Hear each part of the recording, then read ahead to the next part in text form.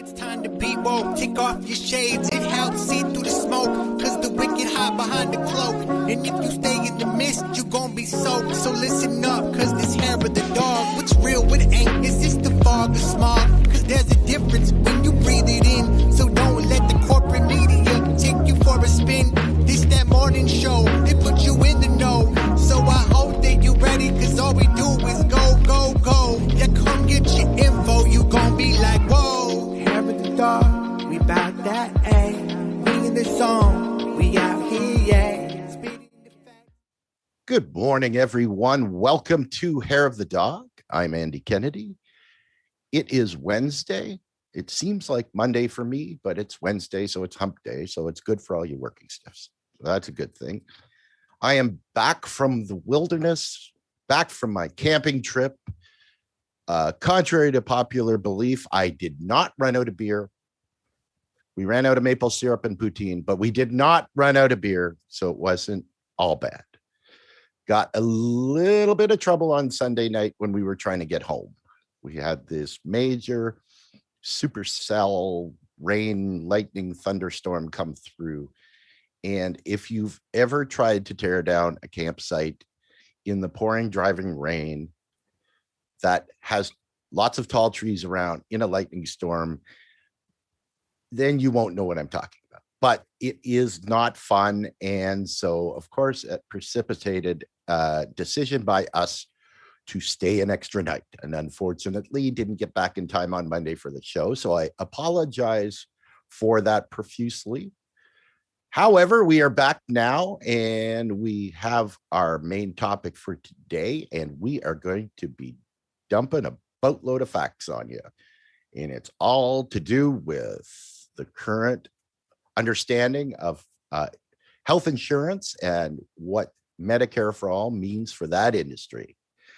And that starts with the introduction of my lovely and talented co-host, Ms. Carrie Barber with low bandwidth. Good morning, Carrie. Perpetual low bandwidth. Good morning, Andy. Glad to have you back. And I am super excited for this topic because this is stuff that I know intimately. And I'll get into my background and credentials just a little bit as we get into this. But the reason I am so excited about this is, number one, we've got I believe there are up to 55 different cities around the country that have organized marches to make them hear us, and that's happening this Saturday. But the other part of it is we're seeing that some of these neo-libs and even some well-meaning progressives are forwarding Bernie's plan to expand access to Medicare by dropping the age limit from 65 down to 60. So if you're an advocate of that plan, that's fine, but I want you to understand exactly what it is you're pushing for, and we'll go through some of that now. So if you have ever been tempted to say, why are people against Bernie's plan? I'm going to explain it to you so that you have all the facts,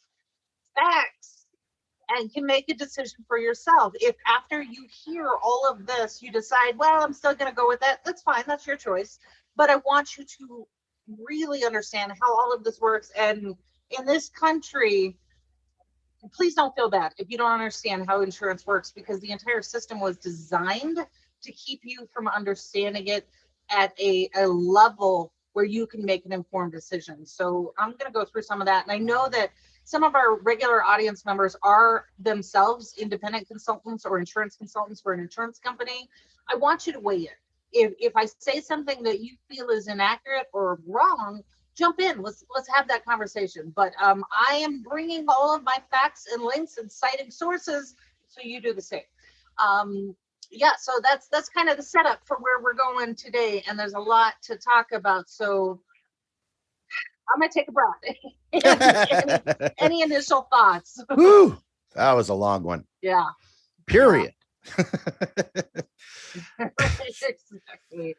Yeah, and I think there needs to be a precursor to this conversation that starts with federal financing, which is, if you've heard me speak about it before, this is going to be a repetition from my standpoint, but that's okay, because if we have new people listening to the show, this is your first time or you've just been listening for a couple of weeks, we always come from the understanding in macroeconomics that the law of the land is MMT, right? If you've ever asked the question on a federal level, well, how are we going to pay for it? Then you need to understand what MMT is and why that question is relevant on the federal level, right? So when we talk about the difference between the current system in the United States and a federally funded Medicare for all system, you can't ever talk about taxes because they're irrelevant, okay? Because the federal government can spend as much money as it wants into the society as long as the real resources, the goods and services are in place, and it never makes a difference, right? And there's obviously other things that we could talk about in this space and we don't have the time, but the question you never ask for right now when we talk about Medicare for all is how do we pay for it? Because that question's already been answered. So the question of taxes going up and going down is not what you think it's going to be if you don't understand MMT. Very important point to make. I will also say before we get started that we are thrilled to be members of the group, the Fred Hampton Leftists. We absolutely enjoying our time being on this channel and enjoying, I can't speak for Carrie, but I really enjoying the energy boost that I get from these guys. They're absolutely wonderful and very informed, very knowledgeable, great broadcasters, and it's such a thrill to be a part of them. So if you're watching on either the Fred Hampton Leftist YouTube channel or our Hair of the Dog Show channel, please click the little bell, like, and subscribe, and then you can get our content when it comes up. You'll be notified, and we are obviously self-funded. So super chats, even as small as $1, goes a long, long way to help us out in funding our stuff. So thank you very much for that. And Carrie, what do you say we get started? Yeah, I love it because people are already joining the chat. So good morning, Eric. Good morning, everyone else who's joining the broadcast this morning. This is important stuff. So if after you watch this, you want to share it and forward it, please do. And I'm not speaking from an ego point of view here. I'm saying because there are 300 million people in this country who are desperate for access to healthcare, and insurance is not it. So real quick, let me go through my credentials. And I did post a link to a presentation I did. It's much slower. It's about an hour and some minutes. It'll walk you through it all slowly. So that link is there. But my credentials. So I was engaged by a massive insurance company, one that now runs 7 different states. It has a color in its name. And this is back in 2009, 2010, after ACA became law. So if you'll recall, during that time, it was going through the Supreme Court, so it had stalled to see if it was going to pass constitutional muster. So what the insurance companies were doing were waiting, and they were actually devoting resources to making sure that it didn't happen. And they were so sure that the Supreme Court was packed with enough conservatives that it was not a big deal, but they were still trying to, you know, if this does pass, we need to get our butts in gear. So for 2 years, they largely did nothing.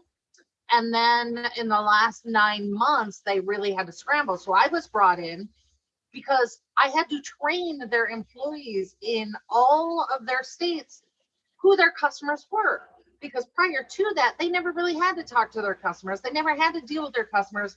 And now it was going to open up all of this space to people who never had access to buy insurance, didn't know what it was, didn't know what a contract was, all of those things. So I worked with their legal team. And if you're not aware, insurance companies don't have just a team. It's a legion of lawyers, because all of this is contract law. It has very little to do with health insurance. It's contract law. So they had all of these lawyers, the marketing team, the executives, And I was sitting in with the executives in this really posh, cushy executive suite watching the Supreme Court decision come down. And I can tell you, sitting there in the back, watching all the executives, they were very nervous. And as soon as that decision came that the Supreme Court was going to let ACA pass, oh boy, I could hear screaming down the hallway. People were panicking, all of this sort of thing. And the executives knew that they had lost their bet. So the next 10 months were just this is massive, massive effort to get ready for ACA. So if you recall, when the marketplace opened, everything crashed. There's why. Because they sat there for 2 years and did nothing. And this is a multi-billion-dollar insurance company. Their employees were still on Windows 95 PCs. They hadn't done any investment in their own company, let alone being able to handle all of this stuff for people. So where did that money go?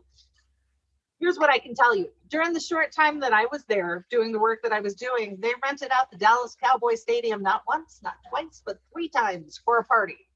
Flew all their executives in. So you make your own decision on what was going on there. So based on that information, it pissed me off so badly because I knew that they were going to take what could have been a really good law and they were going to flip it and find all the loopholes. And that's exactly what they were doing. So I quit and I went out and I got my certification for licensing to become an independent insurance consultant. Here's another fun fact you need to know about that.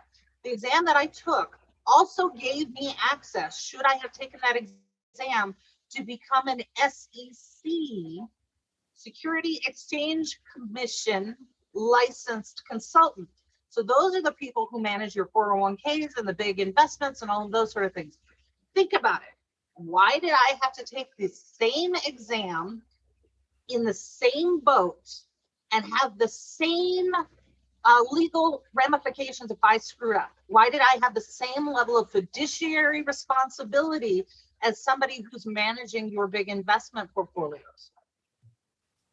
Because it has nothing to do with insurance as a health vehicle. It's all about the money. And I need you, if you remember nothing else about all of this, an insurance policy is a financial contract meant to protect you from a certain level of financial risk. There is zero to do with health insurance in the policy. Okay, you got that? So I went out and became an insurance consultant personally. I donated 95%, it was like 95% of all of my commissions back to charities, back to organizations. I gave public talks about how insurance actually works because I was pissed. And then when Medicare for All came out in 2014-15, I did a deep dive into it and I would go out into the public. I spoke after Wendell Potter, all of these other people who are out there. So I know ACA inside and out. I know Medicare for All inside and out. Yeah, so let's do this. And if you think that I'm saying something that's incorrect, come with your facts and sources. Let's talk about it and have that conversation. So first thing I want to do is talk about where we are and what the Medicare for All proposal is. Obviously, I'm wearing a Medicare for All t-shirt. I am not unbiased in this conversation. And we'll go through why that is. So Andy, this is the first one. And these slides, all of these slides are available on connectthedotsusa.com. Graphic designer did a phenomenal job making all of this engaging and knowable. So I hope that you will go out there and check out some of these slides. Talk to your friends, talk to your neighbors, talk to your family. That's what it's designed for. So in this first slide, this is where we are now. Right now, under ACA. It was a little bit more complex before ACA, but you can see this is what we've got to go through here on the now. And then below it, there's one correction I want to make on the slide on the M4A. So below it, what Medicare for All would do is do away with all of the thousands upon thousands of contracts, do away with health insurance vehicles for those companies. Now, I can tell you right now, all of those insurance companies, they're not going to go away. What they're going to do is they're going to retool, and they're going to provide Cadillac insurance for those who can afford it. They're going to provide insurance for things that Medicare for All doesn't cover, like plastic surgery, elective surgery, all of those sorts of things. So they won't necessarily go away, but they will no longer be administrators of the premiums and claims, right? So that's that bottom slide. The one correction I want to make here, and the way Medicare for All is written, as Andy mentioned, Medicare for All today, because we have so many Republicans and neoliberals in Congress, they wanted a tax mix in there. So that's why it says federal taxes at the beginning of that slide. The reality, as Andy stated, is we could pay for all of this today the exact same way Congress gets their insurance paid for. It's through federal appropriations. You just do it. You credit the account. We could do this today. And actually, President Biden could do it through executive action today because pandemic and global crisis. So I want to make that distinction. So if you are not familiar with what modern monetary theory is, just follow a link that says Learn MMT. And you can go through some of that. And I think we'll do a little bit more on what MMT actually is. But the reality is we can enact Medicare for All today and not only save money at a federal level nationwide, but we save lives. And then we give that money right directly back to our doctors and hospitals, no middleman taking the grift off the top. So that's the big one. And my apologies. I'm looking down because now I have to check the chat in my on my cell phone instead of my computer because bandwidth. Yeah. So my apologies for that. But if you have questions so far, because I'm going through this as slowly as I can, but there's so much information, I really want you to understand this and reserve time for those conversations. So real quick. All right, so insurance, as we've established, it's like your car insurance. Let's talk about your car insurance. If you get into an accident, what does your car insurance actually do? Your car insurance does not fix your car. All it does is a protection from your financial payouts. That's it. That's all it does. So health insurance is the same way. It's supposed to be a financial risk protection. So you can get into an accident in your car and you have car insurance, not fix your car, and your insurance still carries through, right? Same thing with health insurance. All of these big insurers don't give a shit whether you actually get access to health care. That is not their concern. In fact, insurance companies don't make money paying out claims. This is why they have legions of lawyers. And you've seen this when, if you are a homeowner or you're a renter and you've had a catastrophic issue, they're going to fight you on the insurance. I have seen situations in my own family where a person got into a car accident with another person, was not at fault, but because they both had the same insurance, it was cheaper for the insurance company to sue the at fault driver than it was to pay the claim. So we see that. And why do we think insurance isn't doing the same thing in the health space? It is. It absolutely is.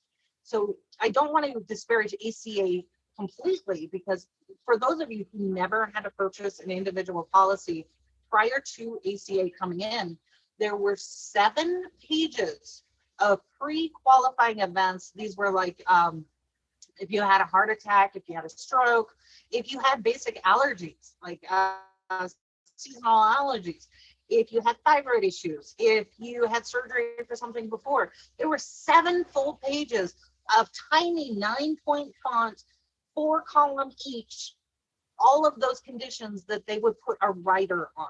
A rider meaning if you need to go see a doctor for these things, we're not going to pay anything on. So what ACA did do that was good was got rid of most of those pre-qualifying conditions.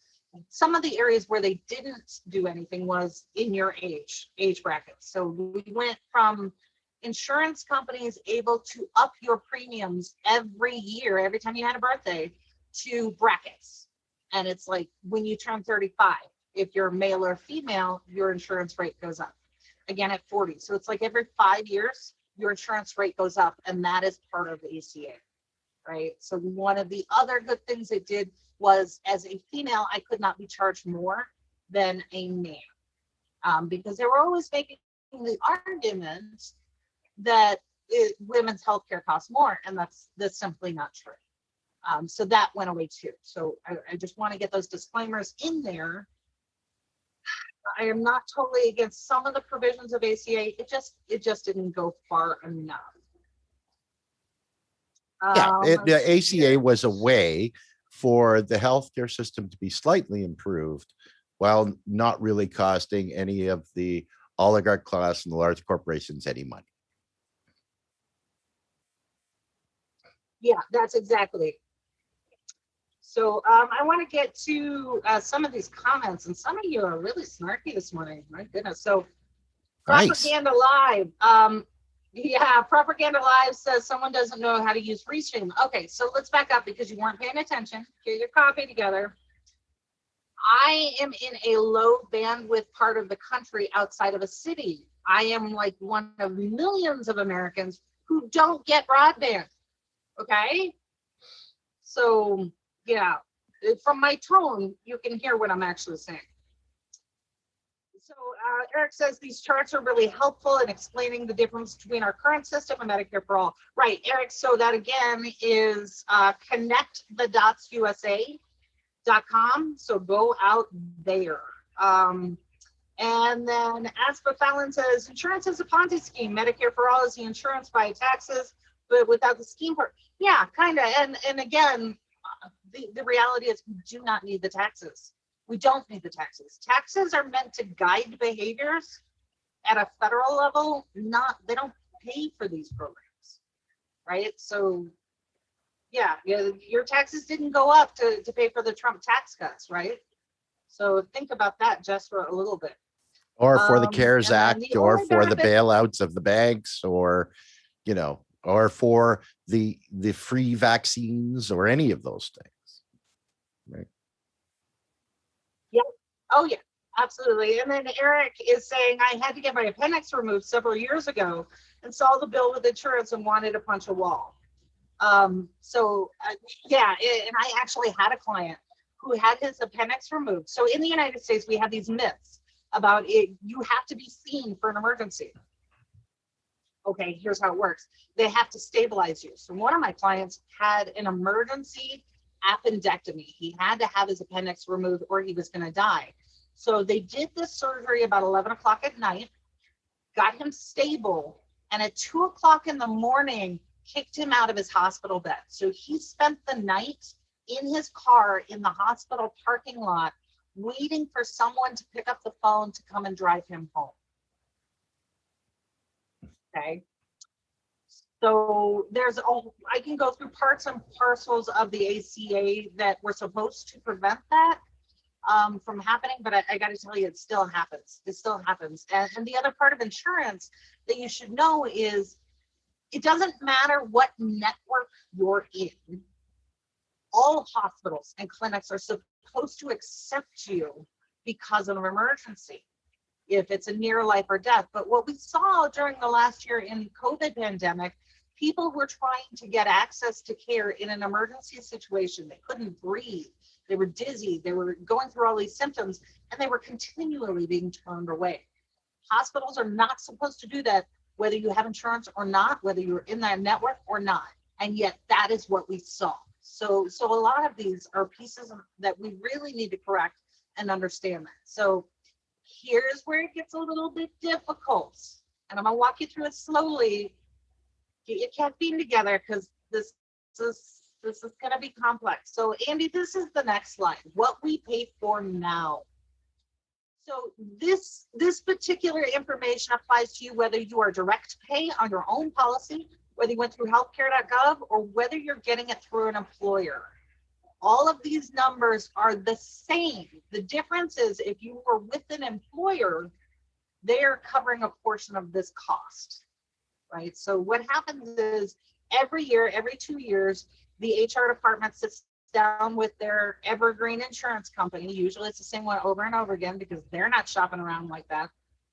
And they negotiate a price. And every year your HR department comes back. Most of you have seen this where they right size the price, or they, whatever terminology they want to use, price keeps going up and up and up because the overhead is so high for businesses, small businesses, large businesses, that they are trying to offset that cost for the benefit of shareholders. You become really expensive. You are an expense overhead asset of the company. And a large portion of this is because of the health insurance. So the other part of ACA, they have the SHOP, SHOP marketplace that was supposed to help offset the cost for small businesses. Here's the problem. A lot of my small business clients were really excited, like, yes, we have a family here. We want to support them. We want to get them insurance and we want to do right by them. But when we sat down and saw the cost, the benefit to the small business was they had to pay 50% of the annual premium up front. That's thousands of dollars for a small business. So if you think about a small business that has, 5, 10, 20 employees that was trying to do right, they can't afford it. They would have lose all of their operating costs and wouldn't have to close their doors. So it really didn't work for small businesses, which is why we have so many people still uncovered by insurance. The other part of this was the subsidy. The truth about the subsidy, they didn't really communicate very well. If you went on healthcare.gov and you needed help paying for your insurance premium, the subsidy was not a government handout. It was not money that we created. It was an advance on your tax return for the next year. So what they were doing was how much do you make? What are your expenses? How many dependents do you have? We can estimate what you will make next year and what your tax return will be. So what we're going to do is we're going to pull that tax return that we're estimating forward, and you can use that money now to give to a private insurance company. So if that is not transfer of wealth, what is? What is? What if something happened to you next year and you needed your tax return? Well, you already spent it. You gave it to the insurance company to offset your financial risk. So in this chart, here's what I looked at. Silver level plan. If you went on healthcare.gov, even your employer still has these metal level plans. So there's bronze, silver, gold, and platinum. I find it interesting that the only people who get platinum level, that is the best coverage, Congress. You cannot even buy a platinum plan on healthcare.gov today. You cannot. You have to be at a certain income level. So that's my first question. Why is Congress getting access to a plan paid for by public money that the rest of the public doesn't have access to? Because I'm not a lawyer, but I believe that equal protection is part of our constitutional rights. So I'm just going to put that question out there. Consider it. Am I wrong? All right. So on this, what we pay for now, I went out and looked at a silver level plan. Now, these numbers are from 2 years ago, so they're maybe a little higher. But a family of 4. I just did 2 adults, age 45, 2 children, and the monthly premium for that around, and this is like in the Midwest, Illinois, those types of areas. The monthly premium is $1,900. That's a mortgage payment and maybe a car payment or a mortgage payment and a cell phone bill. That is what they're paying. So when you pay that premium, your insurance policy does nothing. Nothing. All that insurance policy is like your ticket to ride. That's it. It gets you access to a club. Your insurance does not start working for you at all just by paying your premium, okay? So you're paying that money just to be part of this little club. And then your annual premium cost, as you figure that out for, this is about a 10 to 12 month period, $23,000 for this family of 4. Could they use that money for something else?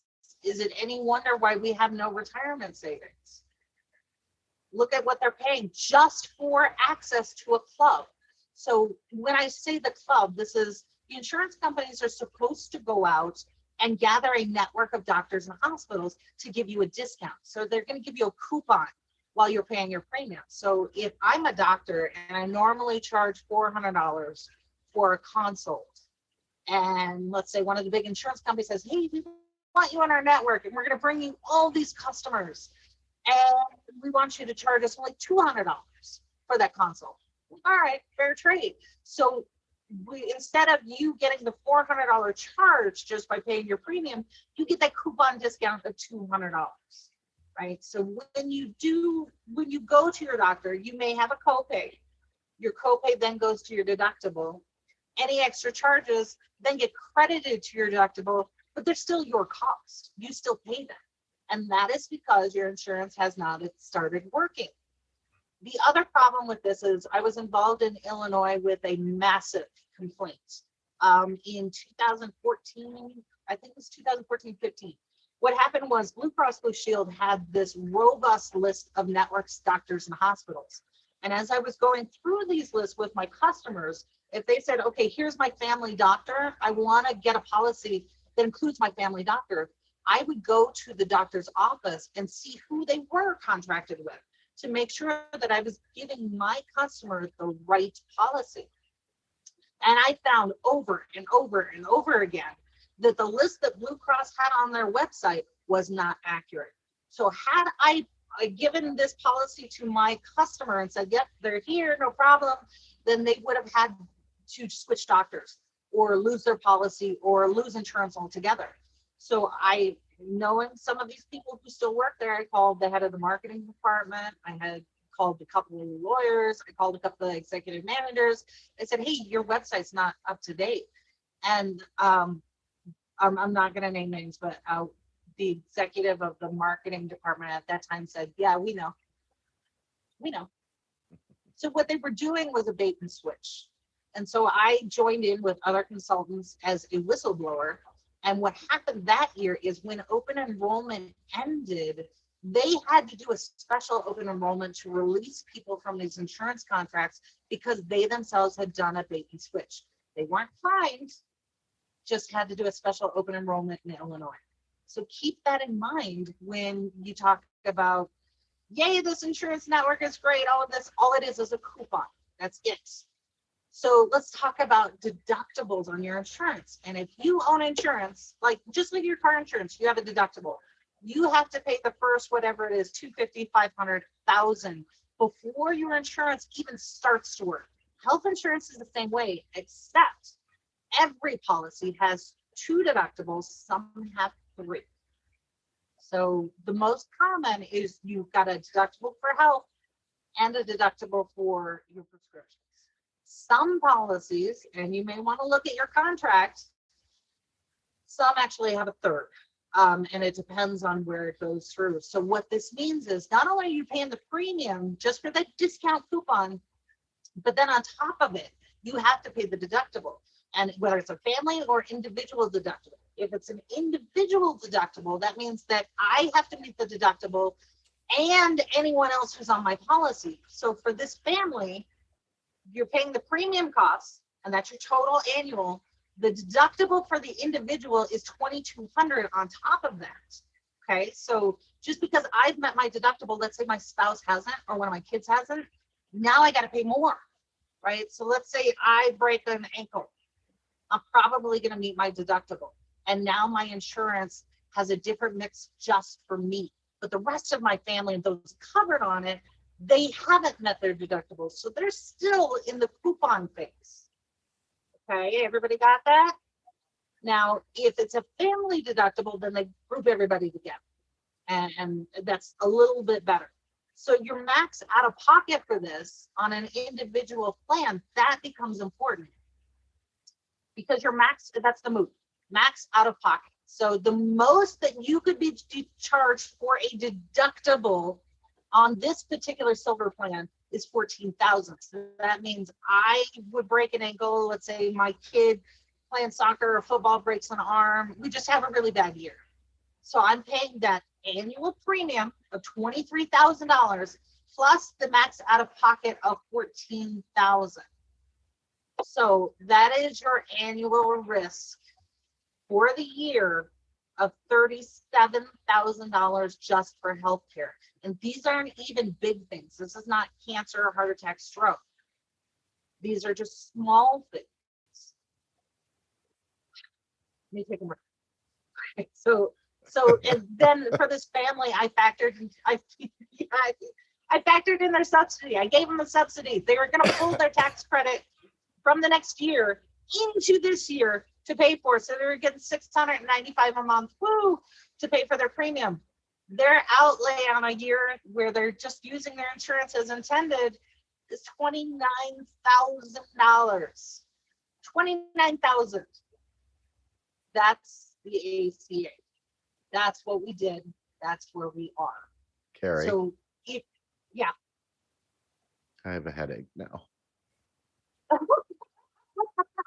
I know, and I didn't even cover all of it, right? Because so on the reason that these plans are tiered differently is there's bronze, silver, gold, platinum, is because let's say I've met my deductible as an individual. Now my plan kicks in. So I paid all this money for the premium. I paid my deductible. Now my silver level plan is only going to pay a percentage of every bill. So when I get that doctor's bill, let me think, 90, 80, okay, so 70% of the cost will be covered by the insurance company. The other 30% is my bill. So if I go in, but emergency appendectomy, I didn't plan for that, but I have this insurance. I've already met my deductible. 30% of the cost for the surgery, for the surgeon, for the anesthesia, for the bed, for any medications, for the sutures, all of that. I still have to pay 30% until I get to the max out of pocket of $14,000. Oh my God. That's how insurance works. Yes. Yeah. That's So, insane. That's that is absolutely insane. insane. I go to the doctor's office or the hospital or a procedure or whatever I need to happen. I have to have $6 in my pocket to pay for parking. That's it. I wish it was that case. So I'm going to go to some of the comments real quick because I've been talking a lot. I get kidney stones. This is Aspen Fallon says I get kidney stones every couple of years, and that is excruciatingly painful. I'm so sorry. Sometimes require surgeries to have them removed. Even with insurance, the surgeries are like $2,000 each out of pocket. Yeah, that's because and the lower the premium price on your insurance, the higher your deductible. They're gonna get their money one way or another, right? So what I would do with clients, and this is kind of gaming the insurance system, and not a lot of people can afford this. So I would get them like a silver plan. This is a decent silver plan. And then I would get them, there was a company out of Arlington Heights, credible, accredited company, similar to Aflac, but cheaper. They did those catastrophic plans, and the premiums were really cheap. So what I would say to them is, this is an extra layer of coverage if you have a break, a burn, a cut, a fracture, heart attack, cancer, stroke. Any of those big things, then this gives you a lump sum cash payment of like $20,000, $30,000 that you can then use to pay for your actual insurance policy. It's insane. But I was like, this is how you do a zero out of pocket for those big qualifying things. Not a lot of people can afford that. And as our wages have stagnated, you shouldn't have to. We're buying policy to cover policy to cover policy, and nobody thinks this is crazy. So this is part of why I am personally an advocate. I do. Thank you. Yeah, well, because you're sitting in the place where we wish we were. Yeah, and Asper Fallon says, because the suffering is completely unnecessary, and that is so true. Yeah, exactly. So there are a couple of things that I want to clarify here. and, that I have personally seen, and I know if you've been on social media, you've seen this, or AOC did an Instagram presentation where she was talking about COBRA. So take a look at this policy. This is an example of what the policy is for your employer, especially a mid or a large size employer. If they're covering insurance, this is the actual cost. You may not see that $1,900 premium. Let's say you're only paying, $300 to $500 a month, and that, which is pretty good. When you get into a COBRA situation, COBRA guarantees you access to the same policy your employer negotiated. The problem is they negotiated that for their pool of employees. Okay, so you're going from a pool of however many people, let's say you have a company of 2,000 or 20,000 people. They negotiated for that pool of which you were one. Now you're carrying that into a pool of one with all the risk that it was spread across that financial vehicle.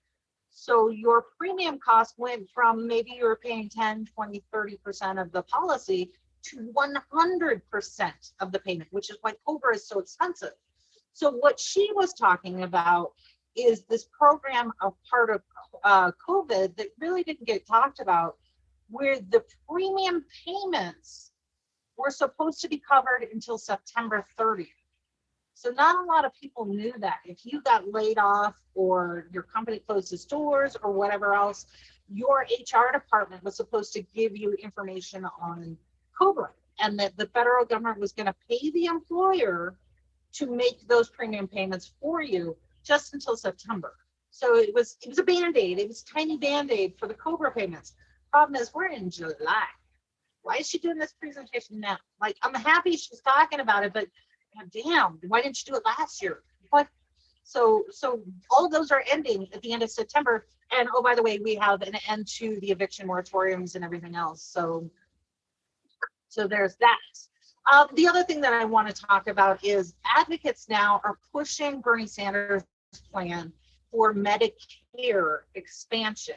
So what this would do is, right now you have to be 64 and a half years old to apply for Medicare. And then when you turn 65, then you get into that program. So here's the problem. Medicare for all, or Medicare, works very much like this insurance that we're talking about right now. The difference is the premium is a little bit lower.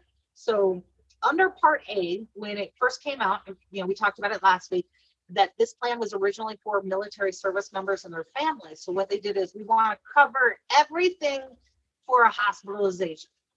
And then as costs started to rise and things like that, then they came out with Part B, which is everything outside of a hospital.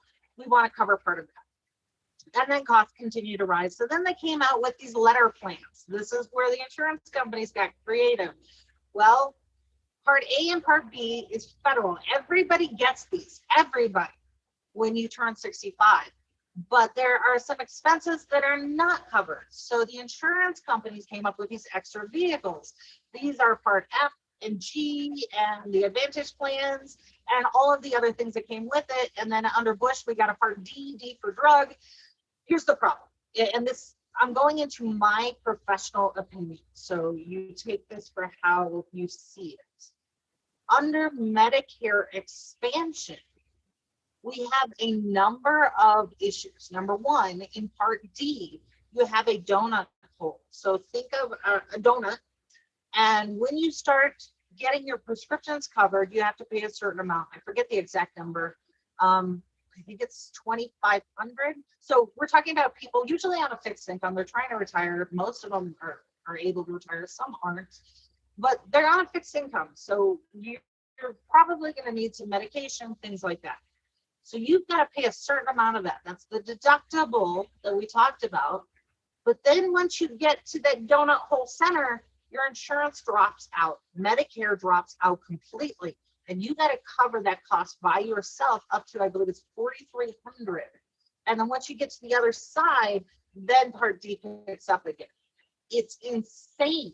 So this is the situation where we see where our grandmas, our grandpas, moms, and dads are maybe not taking the medications they should. They're cutting them in half, or they're not getting the medications they need to, insulin, because they're in that donut hole. They can't do anything, right? It's either I eat or I get my medication, and this is why. So that didn't get fixed under Bernie's plan. My apologies. That's not fixed. The other piece that didn't get fixed is there's a cap on coverage. So if I can only afford Part A and Part B, but I can't afford any of those other letter plans, or maybe I've got the wrong letter plan and I was not able to predict what my health situation would be this year, I'm filing for bankruptcy.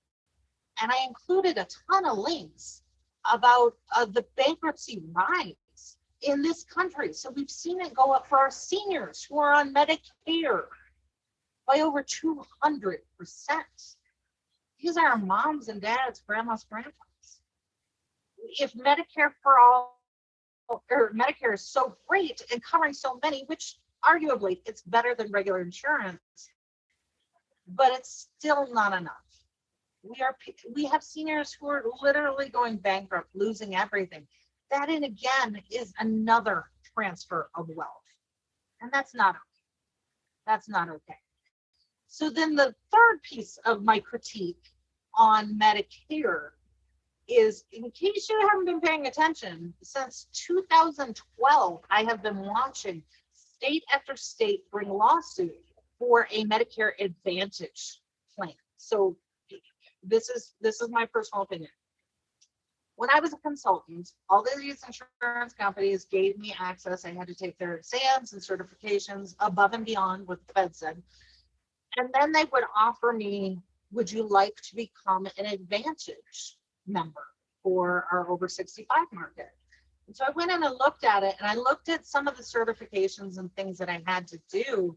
And I thought, there's no way in hell I could be honest with myself about what these plans actually entail and honest with my clients. So I always opted out of Advantage. I never recommended Advantage. And I would sit with my clients who were getting 64, 65 and explain why. What I saw was Advantage is touted as the zero out-of-pocket plan. So if you go to a doctor or a hospital, you get your prescriptions, all of that is taken care of for you. Don't worry about it. There's no extra out-of-pocket. You'll be fine. All you need to do is pay this premium and everything is going to be good. But I saw it that it actually cost seniors more. And there were so many loopholes in the Advantage plans. I was like, I can't in good conscience even recommend this. And I would explain it to my clients. I was like, if you're really interested in this, I'm going to find for you one of my colleagues who is working in the Advantage market, and I will happily make that recommendation. I can't do it. So what we saw year over year, dozens of states in lawsuits with Cigna, Blue Cross Blue Shield, Aetna, all of these places for fraud over these Medicare Advantage suits. And it wasn't just the states. The federal government was joining in on these too. So you have almost a decade of fraud after fraud after fraud, all of these seniors being brought into medical bankruptcy because they thought the Advantage plan was going to work to their benefit, and yet it didn't. And that's part of why they were going into bankruptcy. So I included some links there, and one of them that I thought was pretty interesting from 2019. Journalists at the Kaiser Health News. So Kaiser is one of the few non-for-profits that we have left, and it's based out of California. Not all Kaisers are the same, but Kaiser in California is still non-for-profit. Some of their journalists filed a lawsuit against the Centers for Medicare and Medicaid Services to get a hold of their audits. So we know that the Fed is well aware of the fraud and lawsuits that have been going on for decades under the Advantage plans.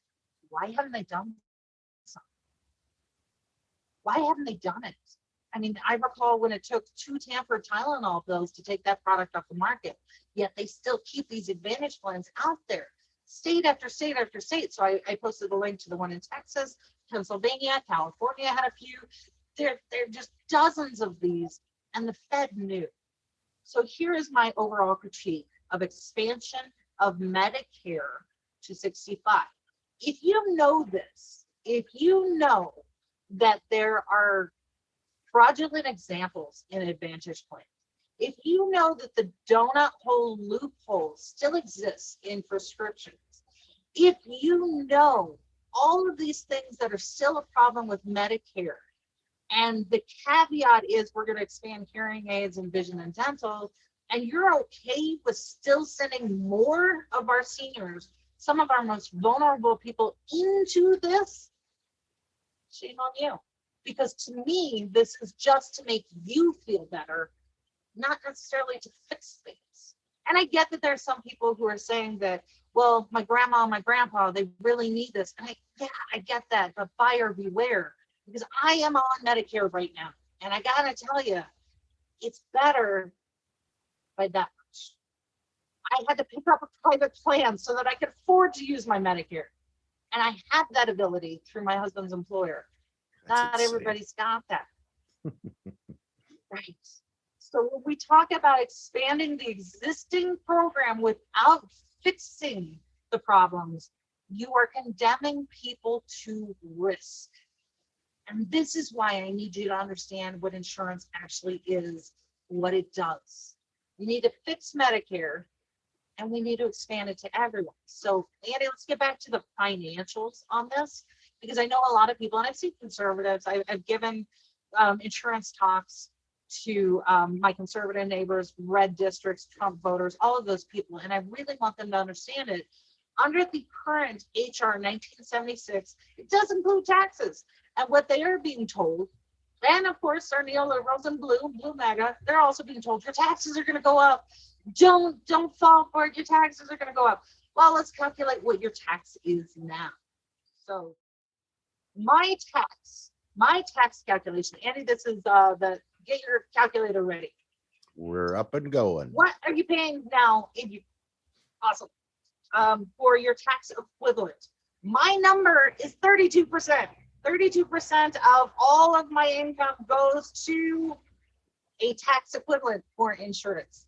Under Medicare for all, I would pay 0. Most households will go down to about 6.5. Businesses, this is the big one. Businesses who pay an astronomical percentage go down to 9. Woot, maybe you can get that back in your salary. Who knows? So here's how to calculate it. And it's a little complex. So get your little calculator. I know you got your cell phone, your smartphone.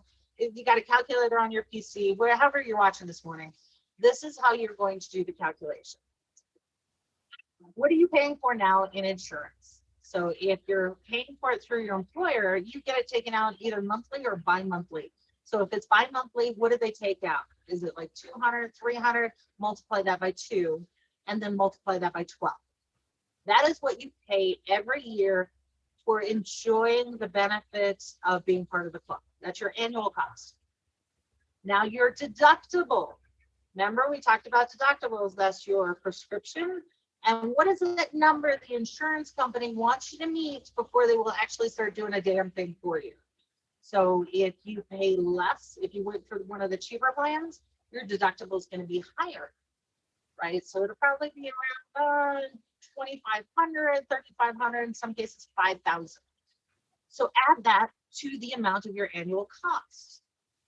Okay, so once you get that number, divide that by your annual income. So whatever you're making, and no judgment, whether you're making 35,000 or 45 or 700,000, that's your number. So divide that total that we came up with and divide it by your annual income. Make sure you do it in the right order. So it's your cost divided by the annual income. And then the results, to get the percentage, you multiply by 100. So what's your number? I've been asking people this, and the numbers I'm seeing on Twitter, I was like, one gentleman said 21%, another one said 28%. And people are shocked to find out how much their tax equivalent is today and what they're spending on insurance. Very few people are going to get down to the 12. No one, and I can tell you this right now, no one is at 6.5% today. So when I talk about Medicare for all as it is now, as the plan is now sitting in Congress collecting dust, 95% of all Americans, that is, so 330 million people, 95% see a vast reduction. If you make less than, I believe the number is $45,000 in income, not your retirement, not your pension, income. If you make less than 45,000, your cost is zero, right? So that's all of our veterans, all of our disabled, most of our seniors, your cost is zero. And all of that other shit that I talked about is fixed. So can you see why, with my professional experience, I would be an advocate of Medicare for all? So for those of you who are just tuning in the rest of the world, I'm considered a conservative because I'm pro-life. Is this not pro-life? Is this not fiscally responsible? I mean, who would argue against this? I guess because I'm not being paid by an insurance company. I guess because I'm not being paid to argue with people on Twitter about how this is bad or how we should accept incrementalism. To me, this proposal by Sanders was a shot across the bow. It's not serious. It's not. And for those people who are out there, in my opinion, if you are coming at me or anyone else for not being a fan of it,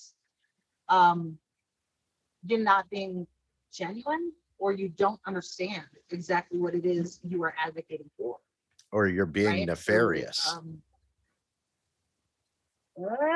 yeah, you've got a number of those people. So, all right, Andy, I went really, really fast on all of this, and it was so complex. Do you have any questions?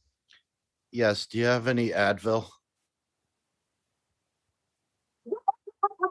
It would cost you $600. So yeah, this is it's crazy. It's absolutely crazy, which it makes no sense why we're even arguing this. To me, and I brought this up on Twitter, this is performative yet again, this expansion down to 60, but not fixing the problems. This is Juneteenth when we asked for due process and equal protection. Yes, so absolutely. Medicare for all. Absolutely. Yeah. This is the problem with the performative things, like painting Black Lives BLM on a road instead of actually doing something, right? It's how it's worded. It shows you, it sounds good on paper, but when you look at it, deep dive, it doesn't do anybody any good. Yeah, that's exactly right. And so I am forwarding the argument Medicare for all is a constitutionally protected right under the due process and equal protection. So I keep asking the question of all of our Congress members, how is it equal protection when you can have access to a product that I cannot buy, yet it's being funded for you through the public purse? All of my labor, all of my effort, everything that I do goes into the GDP and the federal appropriations process. You get something that I don't. That's not equal protection. That is Marie Antoinette shit. So, and I've yet to get a response back. So this is why I am personally asking you, if you were a fan of the expansion down to 60 and think that that is an incremental step, I need you to reconsider. I'm not asking you not to be in favor of that. I'm asking you to go further. That once those people get in there, the 60 to 65, are you going to be able to pay their prescription costs? Are you going to be able to help them through medical bankruptcy? Can you advocate for them? And one of the ways that you can do that is by becoming an outspoken champion for Medicare for all. So I'm not asking you to sit down. I'm asking you to stand up and get louder, because this is the same fiscally responsible thing. And are we saying that with our American exceptionalism, 35 other countries can do this, but we can't? We can put a drone on another planet, land it on a dime, but we can't cover everyone and take care of everyone. I'm really Absolutely. That's finding that insane. hard to do. We just saw Jeff Bezos fly his penis into space. I wasn't even gonna bring it up. But yeah, that's what it looks like. Spaceballs, anyone? Really? So yeah, why it was, and I still can't understand why that's newsworthy, because he didn't do anything different. He didn't do anything new. He didn't do anything first. It's just Jeff doing stuff. So so we're actually overtime this morning, and I know that this was really complex, and I appreciate everybody sticking with it. I will be monitoring questions, particularly on Fred Hampton Leftists. If you have a question later and you want to come back and type it in the chat, I'll watch it. I'll try to answer it as best I can, because a lot of this is really confusing, and this may be the first time you actually saw this kind of information, had insurance explained to you this way. It's complex, and it's intended to be, because they don't want you to ask these kind of questions. And if you've never seen your insurance contract from your employer, go to your HR department and ask for a copy. It is your right. So watch their faces. It'll be hilarious. But I thank you, everybody, for sticking with us, tuning in. And if you got something out of this particular broadcast, if you learned something today, please share it with someone else.